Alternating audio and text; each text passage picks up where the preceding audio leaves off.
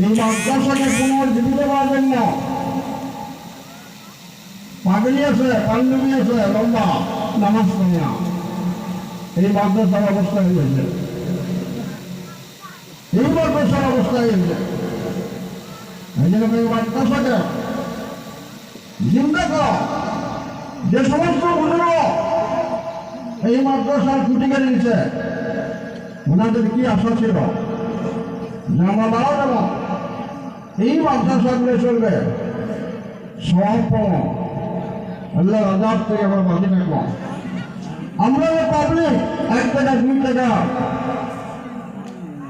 100 200 করে ধান দেয় কেন দেয়? বড় করে নাজাতের জন্য, বড় করে যাতে আল্লাহ জাহান্নামে না দেয়।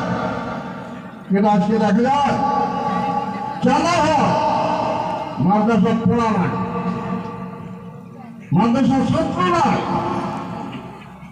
মানে আপনাদের কাছে অনুরোধ করলাম, আমরা সিনিয়র মানুষ হিসেবে, সিনিয়র আলেম হিসেবে, মুরব্বী হিসেবে এই জায়গা পার্শ্ববর্তী মাদ্রাসা রাহুল মেহরবানি আছে, পার্শ্ববর্তী মেহরবানি ফরকানি আছে,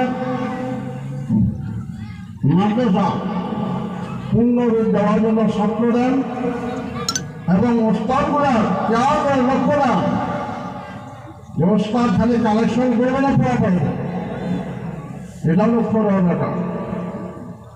আমরা ছাত্র দেওয়ার জন্য রাজ দিয়েছি, ছাত্র যেন মাদ্রাসার পূর্ণ পর্যায়ে উন্নতি আমলগুলো হয়।